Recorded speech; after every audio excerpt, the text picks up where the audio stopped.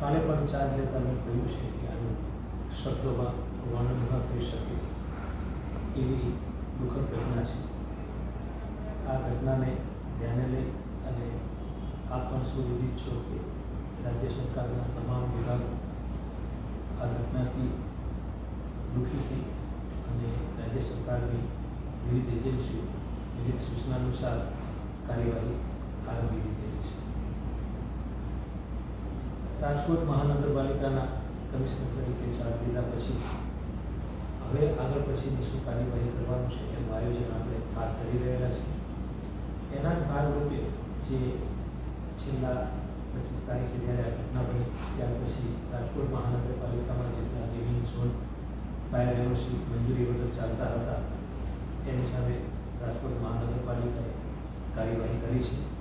હવે ત્યારબાદ જે અન્ય એકમો છે કે જ્યાં આગળ પબ્લિક ગેધરિંગ થાય છે એવા એકમોની પણ ઝુંબેશના રૂપમાં તપાસ કરવા માટેનું આયોજન મહાનગરપાલિકાએ આજથી વિચારેલું છે.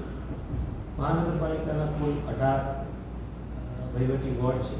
તો તમામ વોર્ડ માટે સંબંધિત તમામ અધિકારીઓ જેમાં ફાયર સ્ટેશન ફાયર ઓફિસરનો સમાવેશ થાય છે, વોર્ડના અધિકારીનો સમાવેશ થાય છે, પ્લાનિંગ શાખાના અધિકારીનો સમાવેશ થાય છે, સ્કૂલોને પણ આપણે ચકાસવી છે એટલે શિક્ષણ વિભાગના પણ એક કર્મચારીનો સમાવેશ થાય છે, એક પોલીસ કર્મચારીનો સમાવેશ કરી આવી ટીમ બનાવી અને તમામે તમામ 18 વોર્ડમાં ઝુંબેશના રૂપે આજે બપોર બાદ જ કાર્યવાહી તપાસણી માટેની ચાલુ થઈ જશે.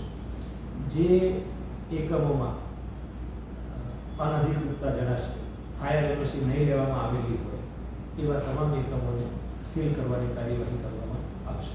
ડિમોલેશન કરાશે જે સૌ સ્ટીલનું સ્ટ્રક્ચર હજુ પણ ઘણી જગ્યાએ ઊભું છે. હા, જ્યાં આગળ કોઈ પણ જાતના વિકાસ પરવાનગી લેવામાં આવેલી નથી, જેને નિયમિત પણ નથી કરી આવા બાંધકામો જો આવા એકમોમાં હશે તો એને પણ નિયમ અનુસારની કાર્યવાહી કરી અને એને દૂર કરવાની કાર્યવાહી આગામી દિવસોમાં મહાનગરપાલિકા કરશે. Okay, thank you.